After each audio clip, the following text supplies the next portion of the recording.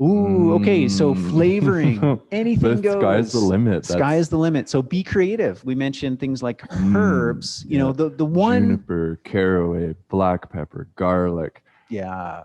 anything you can imagine. One of my favorites that we've done here for years is the curried mango and green raisin. Amazing, Oh, right? yeah. You know, look at different spice blends that you have.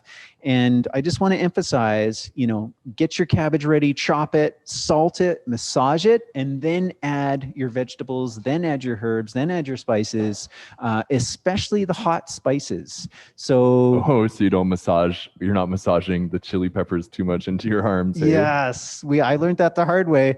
Actually, in fact, it was more Madeline that learned that the hard way. We were doing our kraut making. This is back at the old location, you know, big bowls. Yeah. We're going for like the hottest kimchi we possibly could. We had fresh chilies, dried chilies, whole chilies, powdered chilies.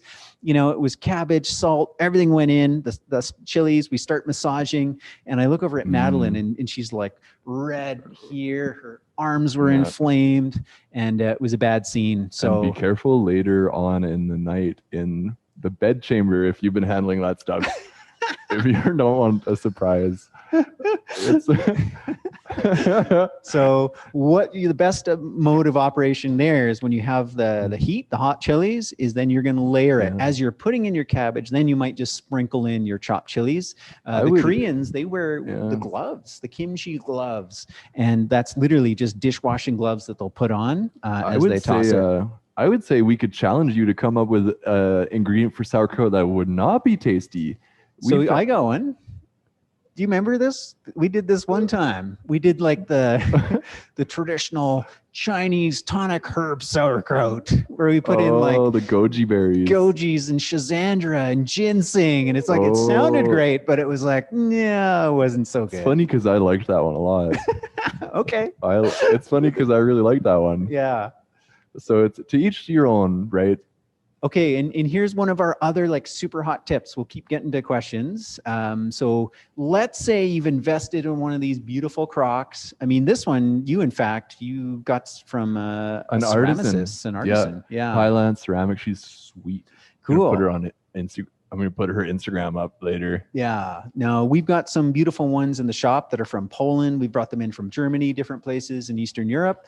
And they're a bit more of an investment, you know, a couple $100, but they're very good. And you can get them in different sizes. And this is one of the things, that journey that we went through of scaling up. We had 5 liter, 10 liter, 15 liter, 20 liter. And it was like, we had too many of them. We're like, we need more room. So we went to 40 liters.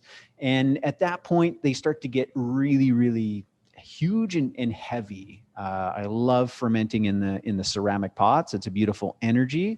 But once you get above to like 40 liters, it just does get overwhelming.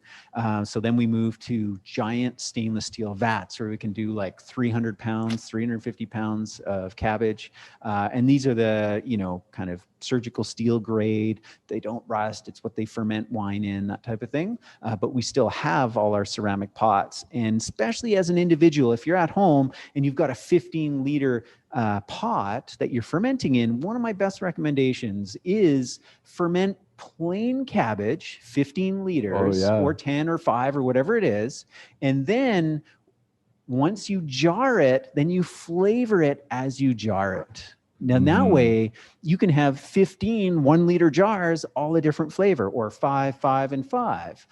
And then you can try those experimental ones, right? Like imagine if I might only be trying a chlorella one here pretty soon. Chlorella, right? Why not, right? So as you try it, you know, do a plain batch and then experiment instead of 15 liters all in with chlorella kraut.